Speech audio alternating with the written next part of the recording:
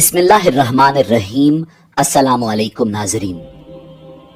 ناظرین، امام علی مقام امام حسین ابن علی علیہ السلام نے میدان کربلا میں 72 سر اللہ رب العزت کے حضور پیش کیے اور اسلام کی سربلندی کی خاطر دشمنان اسلام کے سامنے ڈٹ گئے اور یزید ابن معاویہ کے ہاتھ پر بیعت کرنے سے انکار کر دیا۔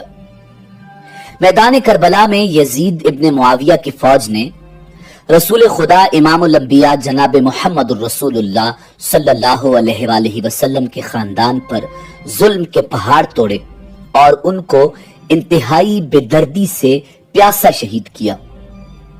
ناظرین، بے شک خالق کائنات نے بروز قیامت ان لعینوں کے لیے جہنم میں اذیت ناک ٹھکانہ تیار کر رکھا ہے، مگر یہ کیسے ممکن ہے کہ وہ اس دنیا کے اندر بھی نشان عبرت نہ بنائے جاتے؟ قاتلین امام حسین ابن علی علیہ السلام کا عبرت ناک انجام کیا ہوا؟ اس دنیا میں کربلا کے شہیدوں کا بدلہ کس نے اور کیسے لیا؟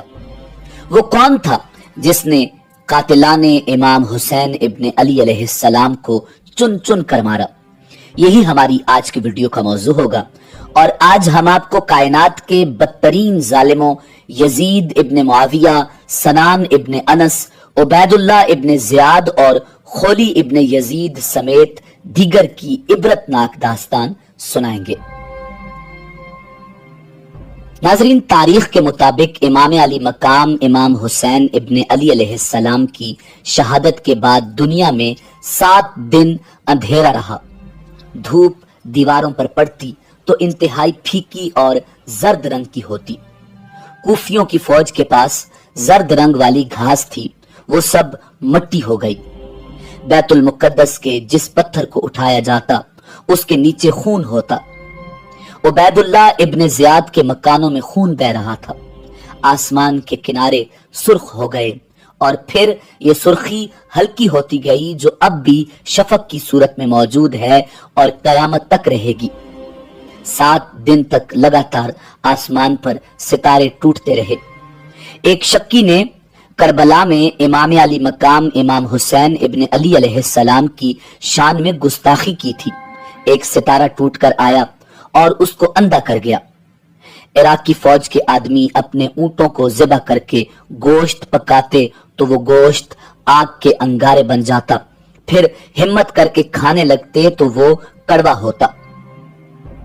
مورخین لکھتے ہیں کہ شہادت حسین کے بعد جب ہم صبح کو اٹھتے تو تمام برتن خون سے بھرے ہوتے۔ ابو سعید کہتے ہیں کہ دنیا میں کہیں بھی کوئی پتھر اٹھایا جاتا اس کے نیچے تازہ خون پایا جاتا۔ آسمان سے بھی خون برسا اور جس کپڑے پر بھی پڑا کپڑا پھٹنے تک بھی سرخ رہا۔ خراسان، شام اور کوفہ کے ہر گھر میں خون ہی خون تھا۔ کوفہ میں ایک شخص نے امام علی مقام کی شان میں گستاخی کی تو وہ فوراً جل گیا۔ امام علی مقام امام حسین ابن علی علیہ السلام کے قاتل ایسی شدید قسم کی پیاس میں مبتلا ہو گئے کہ مشکوں کی مشکیں پانی پی جانے پر بھی پیاس نہ بجھتی۔ چند لوگ ایک جگہ بیٹھ کر ذکر کر رہے تھے کہ امام علی مقام کے مقابلے میں جس نے بھی حصہ لیا وہ بری طرح مبتلا مصیبت ہوا۔ ایک شخص نے کہا کہ یہ بات غلط ہے، میں بھی اس جنگ میں موجود تھا، مجھے تو کچھ نہیں ہوا۔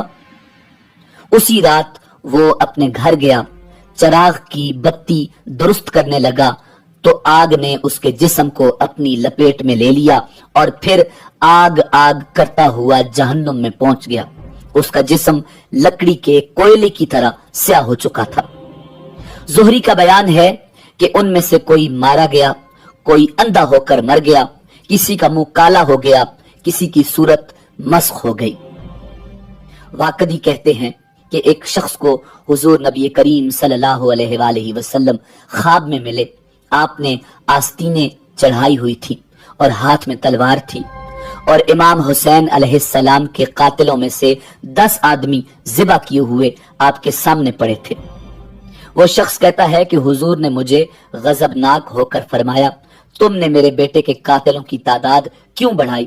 اور پھر خون کی ایک سلائی میری آنکھوں میں پھیر دی. جب میں بیدار ہوا تو میں اندھا ہو چکا تھا.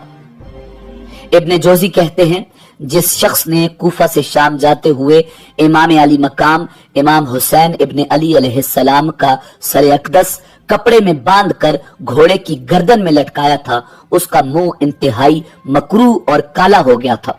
لوگوں نے اس سے پوچھا کہ تو بڑا خوبصورت تھا، تجھے کیا ہو گیا؟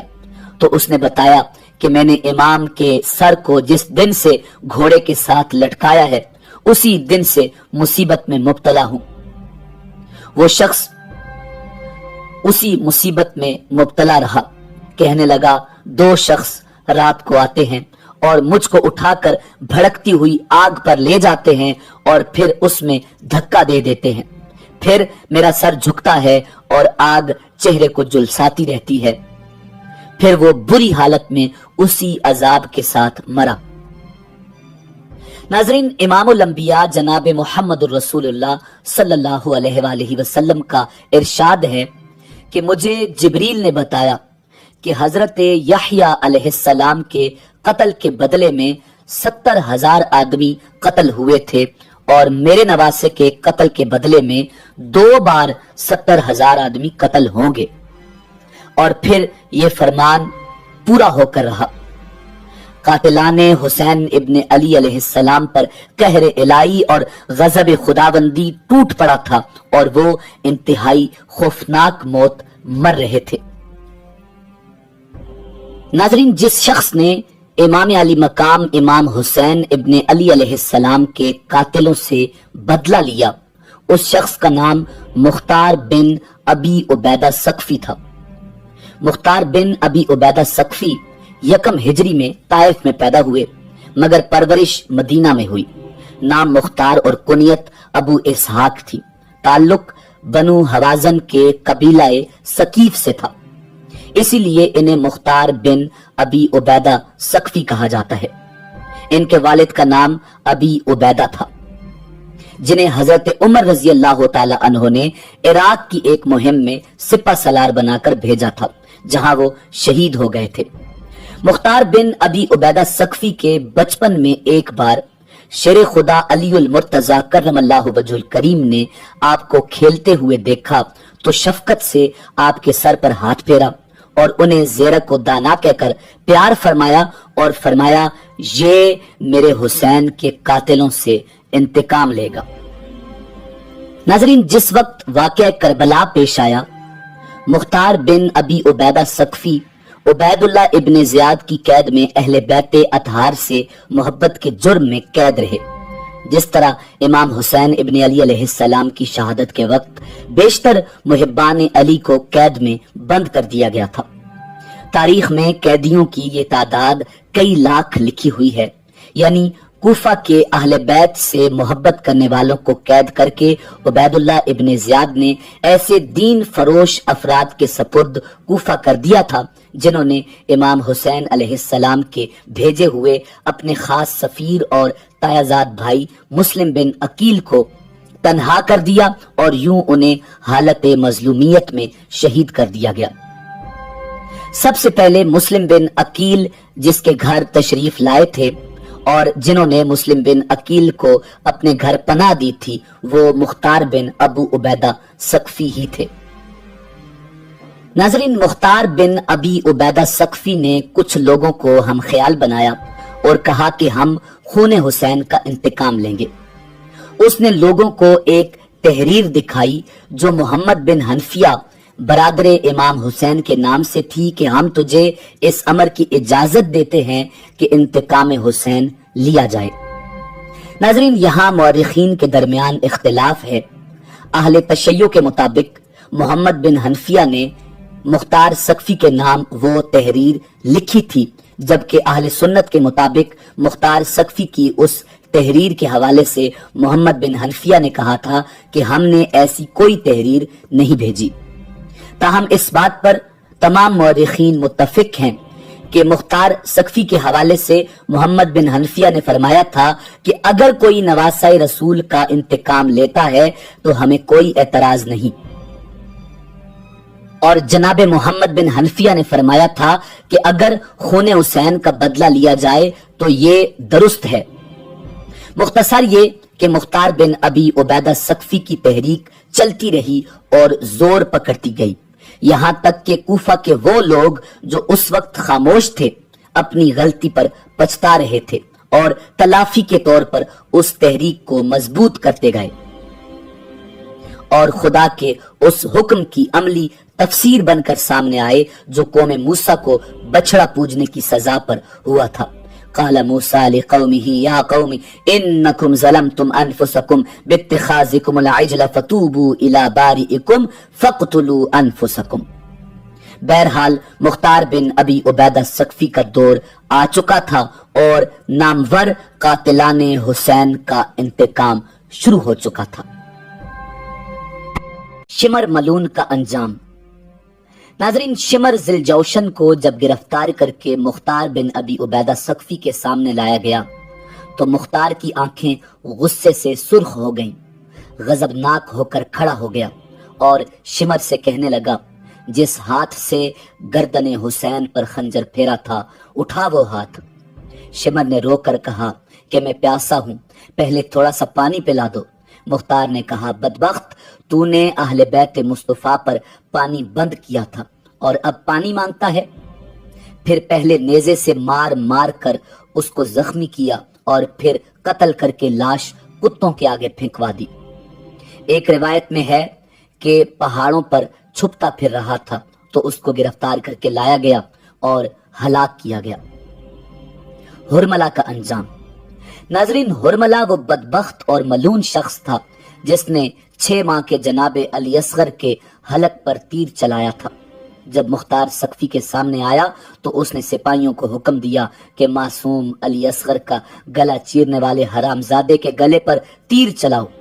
اس کی گردن کو تیروں میں پیرو کر پھر اس کے ہاتھ کٹوائے گئے، پھر پاؤں کٹوائے گئے اور پھر آگ جلا کر اس میں پھینک دیا گیا۔ یہ ہے خون علی اصغر کا انتقام۔ خولی بن یزید کا انتقام۔ ناظرین، خولی بن یزید وہ بدبخت ملون تھا جس نے حسین ابن علی علیہ السلام کے سر انور کو تشت میں رکھ کر دربار ابن زیاد میں پیش کیا تھا۔ اس شیطان کو جب دربار مختار ثقفی میں پیش کیا گیا تو اس نے کہا، یہی وہ مردود ہے جس نے سر شبیر کو نیزے پر چڑھایا تھا۔ یہ کہہ کر اس نے پہلے اس کا دایاں ہاتھ کاٹا، پھر بایاں ہاتھ کاٹا، پھر دونوں پاؤں کاٹ دیے اور پھر اس کا دھڑ سر سے جدا کر کے پھینک دیا۔ سنان ابن انس ملعون کا انجام۔ ناظرین، اس شقی القلب نے امام علی مقام امام حسین ابن علی علیہ السلام کے سینے کے آر پار نیزہ بھی کیا تھا اور آپ کے سر کو بھی کاٹا تھا۔ یہ آگے آگے بھاگتا اور پناہ گاہیں تلاش کرتا اور مختار کی فوج اس کے پیچھے پیچھے ہوتی۔ یہ پہلے بصرہ گیا، وہاں سے قادسیہ اور پھر قادسیہ اور غدیب الحجانات کے درمیان گرفتار کر لیا گیا۔ پہلے اس کی انگلیاں کاٹی گئیں، پھر ہاتھ، پھر پاؤں کاٹے گئے اور پھر اس کے کان چیر دیے گئے، پھر خنجر سے اس کی آنکھیں نکالی گئیں اور روغن زیتون کی دیگ چڑھا کر اس کو زندہ اس میں ڈال دیا گیا۔ حکم بن طفیل کا انجام۔ ناظرین، حکم بن طفیل ملعون نے حضرت امام حسین ابن علی علیہ السلام کا لباس اتارا تھا اور جناب عباس علمدار پر تیر چلائے اور ان کے بازو قلم کیے۔ اس کو مختار ثقفی کے فوجی افسر عبداللہ بن کامل نے گرفتار کیا اور پھر اس پر تیر چلا کر واصل جہنم کر دیا۔ عبید اللہ ابن زیاد ملعون کا انجام۔ ناظرین، یہ مردود بھی چھپا ہوا تھا۔ جب مختار ثقفی کے لشکر نے گھیراؤ کیا تو مقابلہ کرتا رہا، آخر گرفتار ہو کر اسی دارالامارہ کے سامنے لایا گیا جہاں بیٹھ کر بڑے غرور اور تکبر کے ساتھ اہل بیت اطہار کے ساتھ ظلم کے احکام جاری کرتا تھا۔ اس کو گرفتار کر کے اس کے ساتھ کس کر مشقیں باندھی گئیں اور سپاہی اس کے منہ پر تمانچے مارنے لگے۔ جب مختار ثقفی کے سامنے آیا تو اس نے پہلے اس کے جسم کی ایک ایک بوٹی کاٹنے کا حکم دیا۔ جب اس کا ایک ایک عضو کٹ گیا تو پھر اس کی لاش پر گھوڑے دوڑائے گئے، پھر اس کا سر کاٹ کر رکھ لیا گیا اور لاش کو آگ میں پھینک دیا گیا۔ اس کا سر ابھی لوگوں کے سامنے ہی پڑا ہوا تھا کہ ایک سانپ نمودار ہوا اور اس کے ایک نتھنے میں گھس کر دوسرے نتھنے سے باہر آ گیا۔ اس سانپ نے ایسا کئی بار کیا اور پھر غائب ہو گیا۔ یہ تھا خون حسین کا انتقام۔ ناظرین، اب بات کرتے ہیں کائنات کے بدترین ظالم ملعون یزید ابن معاویہ کی۔ حجاز مقدس میں امام حسین ابن علی علیہ السلام کی شہادت کا بے حد گہرا اثر ہوا اور لوگوں نے یزید سے متنفر ہونا شروع کر دیا۔ خون حسین ابن علی علیہ السلام پوری رعنائی اور دلاویزی کے ساتھ اپنے اثرات مرتب کر رہا تھا۔ جن لوگوں سے زبردستی یزید نے بیعت قبول کروائی تھی وہ بھی، اور جنہوں نے خود کی تھی وہ بھی، اب یزید کی بیعت توڑ کر جناب عبداللہ ابن زبیر کے ہاتھوں پر بیعت کر رہے تھے۔ یزید کے جاسوسوں نے اسے اطلاع دی تو اس نے عامل مدینہ ولید کو معزول کر کے اس کی جگہ محمد بن عثمان کو مدینہ کا گورنر بنا دیا، مگر لوگ بدستور یزید ابن معاویہ سے اظہار نفرت کر رہے تھے۔ یزید تو وہی یزید تھا جو پہلے تھا، فرق صرف یہ ہے کہ امام علی مقام اس کے فسق و فجور اور حدود اسلامیہ کو توڑنے کے متعلق پہلے ہی جانتے تھے اور لوگوں کو اب معلوم ہوا۔ اہل مدینہ سے کئی لوگ دمشق جا جا کر اس کی عیاشی اور فحاشی کے کرتوتوں کو اپنی آنکھوں سے دیکھ آئے تھے۔ جب ابن عثمان گورنر بن کر آیا تو اس نے مدینہ کے بزرگوں کو بلا کر سمجھایا کہ یزید کے متعلق آپ تک غلط افواہیں پہنچی ہیں، اس لیے آپ اس کی بیعت نہ توڑیں۔ یہ وہ لوگ تھے جنہوں نے صحابہ کرام رضوان اللہ تعالی علیہم اجمعین کی زندگیوں کے نمونے دیکھے ہوئے تھے، آسانی سے کیسے مان جاتے؟ تاہم انہوں نے وعدہ کر لیا کہ ہم خود جا کر تصدیق کرتے ہیں۔ اگر یزید حدود شریعت کی خلاف ورزی کرتا ہوا نہ پایا گیا تو ہمیں کوئی اعتراض نہیں۔ چنانچہ ان بزرگ ہستیوں کا وفد دمشق کو روانہ ہو گیا۔ گورنر نے اپنے آدمی پہلے ہی روانہ کر دیے تاکہ یزید کو اس وفد کی آمد کی اطلاع پہلے ہو جائے اور وہ ان کے سامنے اپنی حرکات سے باز رہے۔ یزید اپنی حرکات کیسے چھوڑ سکتا تھا؟ جو قبیحات اس نے اختیار کی ہوئی تھی ان سے کیسے بچتا؟ ہاں، البتہ اس نے اتنا ضرور کیا کہ اس وفد کی دل کھول کر شاہانہ ٹھاٹھ سے خدمت کی اور کافی تحائف اور انعامات دے کر انہیں واپس کر دیا۔ وہ انہیں کوفی اور شامی لوگ سمجھ رہا تھا جن کو خزانوں کے منہ کھول کر دیے جائیں تو خریدا جا سکتا ہے، اور یہی اس کی غلطی تھی۔ وہ مدینہ الرسول کا وفد تھا اور یہ وہ لوگ تھے جن کے سامنے صحابہ کرام رضوان اللہ تعالی علیہم اجمعین کی مقدس زندگی کی تصویر تھی۔ یہ لوگ مدینہ منورہ میں پہنچے تو انہوں نے صاف طور پر عوام الناس کو بتا دیا کہ معاویہ کا بیٹا فاسق فاجر تارک نماز ہے، کتوں اور بندروں کا شکاری، شراب پینے والا اور محرمات کو جائز سمجھنے والا ہے۔ اس کے زانی ہونے کے متعلق بھی ہمیں کئی لوگوں نے بتایا ہے۔ وہ شریعت کے قوانین کی ہرگز پرواہ نہیں کرتا، وہ اپنی منمانی کرتا ہے۔ اس کا فسق و فجور اس قدر ظاہر ہے کہ اس کی کوئی تعویل نہیں ہو سکتی۔ مدینہ منورہ کے لوگوں نے سنا تو انہوں نے ایک دم اس کی بیعت توڑ کر عبداللہ بن زبیر کے ہاتھوں پر بیعت کر لی اور پھر عبداللہ بن زبیر مکہ معظمہ کے عدیل بن گئے۔ اب یزید ابن معاویہ نے بڑی سوچ و بچار کے بعد مسلم بن عقبہ کو لشکر جرار دے کر مدینہ پر چڑھائی کرنے کا حکم دے دیا۔ مسلم بن عقبہ، جسے مسرف بن عقبہ کے نام سے یاد کیا جاتا ہے، اس کو یزید نے جو حکم دیا وہ معتبر روایات کے مطابق یہ تھا کہ مدینہ کے لوگوں سے ہرگز کسی نرمی کا سلوک نہ کیا جائے، ان لوگوں کے سر قلم کر دینا، تمہیں ان لوگوں پر فتح حاصل کرنے کے لیے ہر قسم کی کارروائی کی اجازت ہے۔ چنانچہ خبیث و مردود مسرف بن عقبہ نے مدینہ الرسول پر فوج کشی کر دی۔ حضرت حنظلہ رضی اللہ تعالی عنہ کے صاحبزادے مدینہ کے لوگوں کو ساتھ لے کر مقابلے میں آئے، مگر یزید کی فوج بہت زیادہ تھی۔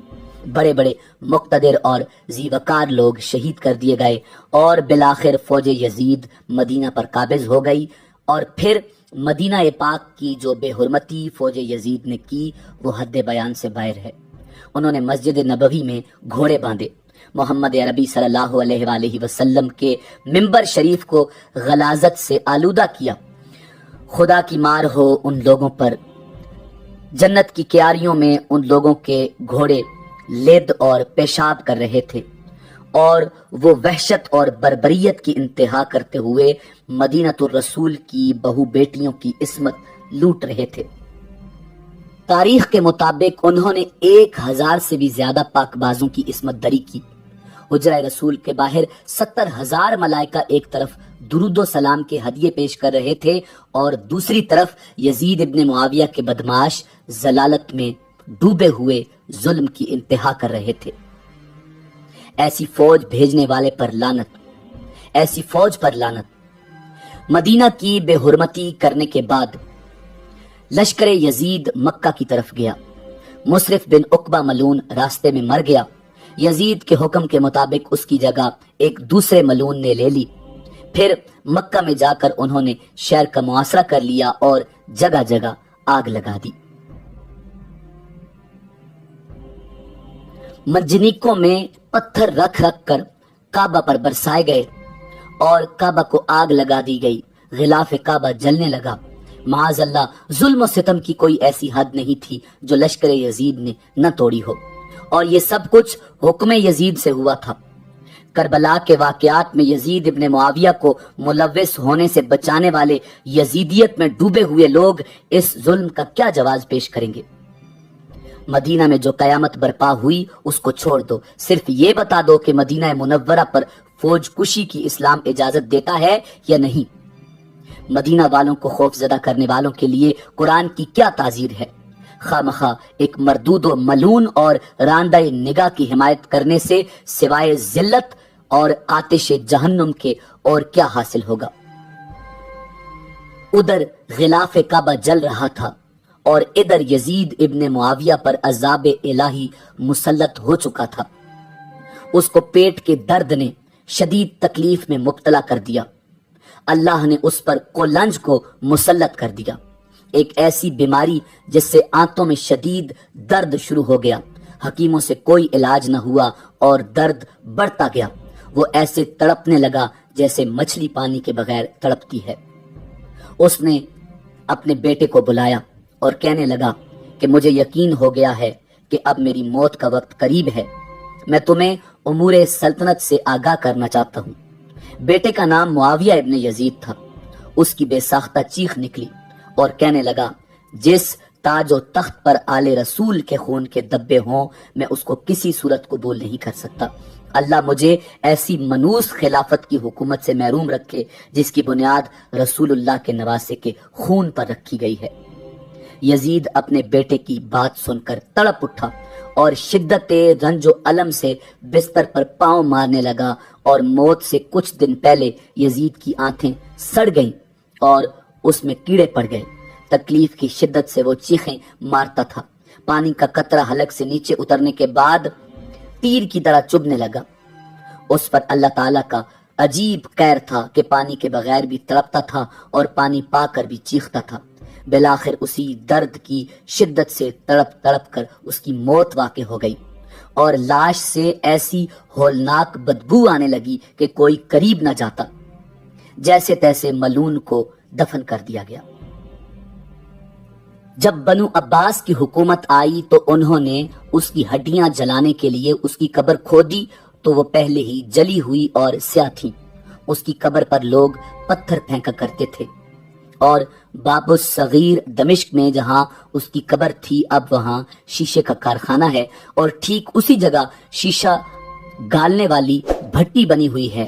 ملعون کو دونوں طرف سے آگ نے گھیر رکھا ہے اور اس کی سزا بھی یہی تھی۔